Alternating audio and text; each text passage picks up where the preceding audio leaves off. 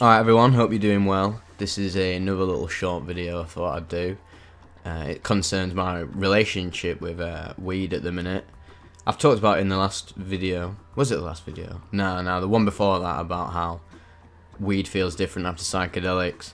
And I talked about in that video about how when I was smoking weed after my really intense ego death on 4-ACO DMT, that I didn't enjoy it as much anymore, and it was bringing up sort of some morbid thoughts, paranoia, just uncomfortable sensations in my body as well. I couldn't relax, and I was like, whoa, this isn't right at all. This is the complete opposite of what you want when you're smoking weed. So I was like, nah, I'm just gonna stop it. So I stopped it for ages, and yeah, it was good having stopped it, because I had just to go briefly into my history of smoking weed.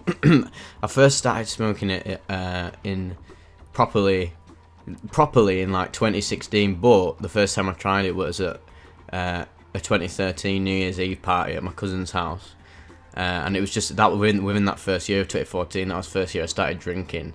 I was quite a late bloomer to the sesh, if you want to put it like that. But yeah, because I was just obsessed with just playing games, and I was just staying inside all the time. And as soon as I had a bit of alcohol at this party, I was like, holy shit, it's a whole new world. And then that eventually led up to me smoking weed at my cousin's New Year's Eve party going into 2014, and I was already so pissed that I'd thrown up and everything, but I was so pissed that I'd actually forgotten that I'd thrown up. Then after that, I started drinking even more for some reason and got even more pissed. And then my cousin and his mates went to go and retrieve the gear, and we got this guy to come around and engineer a joint for us, because fucking none of us had any idea how to do that at all. So what ended up happening was I ended up having loads on this joint, not knowing how much to have at first time, and I was pretty intoxicated at that point as well, so I just ended up whiting.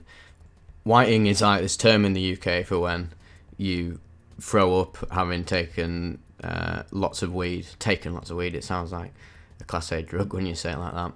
When you smoke loads of weed, and usually in combination with lots of alcohol, you just completely flat on your ass. I think it's similar to greening out in the US of A. I think I've heard that term thrown about a bit. So yeah, that was the first time I ever smoked it, and I was like, after that, I was like, nah, I don't think I can act that again. But then, obviously, ended up doing it like a week later, and I was like, whoa, this is exactly what I imagined it to be like. I was just so relaxed and pissing myself at everything and getting serious munchies, all the classic effects that you desire when you start smoking weed. And then, basically, in 2016, that's when I started smoking it more or less like every other day, and then into 2017 it was every other day as well, or whenever I could get hold of it. And then in 2018 I'd say I was smoking weed every day, and then 2019, and then up until 2020, when COVID hit and it became a bit harder to get buds to smoke, I ended up smoking less and less, and then I ended up moving again into this rented house in another town or village in this local area where I live, and it became even harder to get buds because the only people I knew were like 25-minute drive away. So I was like, nah, I can't be bothered anymore. And then obviously, yeah, the 4-ACO DMT trip that I had at that house, then that was just like the straw that broke the camel's back. And that was like early last year. But now, skip towards this year, having moved back home and being able to get bud again, I didn't start smoking every day. I just started using it again occasionally, but I was still getting the paranoia and that, so I just sacked it off, and I was like, nah, I'm really not bothered. And at the end of the day, I'm not bothered when I'm smoking it or not. I just enjoy the fact that I can use it and amplify a night for myself if I want to, like, get a bit deeper into like a film or a game, or just genuinely have a laugh with my friends, or etc., or just have it on a walk. That's one of my favourite things, is to smoke whilst you're going on a walk, like going hiking. I'm proper big into hiking. I want to do all the peaks in the UK and etc., and there's nothing better than having one on the top, and then one when you get down as well. And if you're going the full mile, I guess you'd have them all the way up and down. But yeah, so I wasn't enjoying it for a bit, and then just recently, in the past few weeks, I've started actually smoking weed without tobacco in. And if you're from the UK, you probably know that I'd say it's more common for people to use tobacco in a joint than just having a pure joint of just bud, or let's say we call that a blunt in the UK, but in America a blunt's different.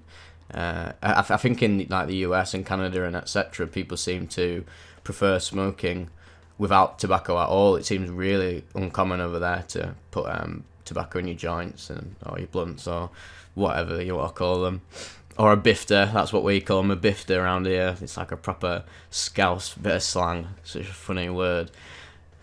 And yeah, I don't know. I always used to think like, nah, I don't want to smoke just pure weed. It'll get me even more blazed, and that's what I don't want, because that's what's making me so paranoid and anxious, is getting too high. But actually, for some reason, when I just smoke it by itself, yeah, I am much more stoned, and visibly as well, and physically. But I also don't have any of the physical or mental negative effects that were happening when I was just smoking weed like a few weeks or a few months ago. And I think that's because I'm mixing it with the tobacco. For me personally, the tobacco, maybe it's the dopamine, because that gives me a bigger rush of anxiety. It becomes too much, and it's just my mind starts like rattling, and I start rattling physically.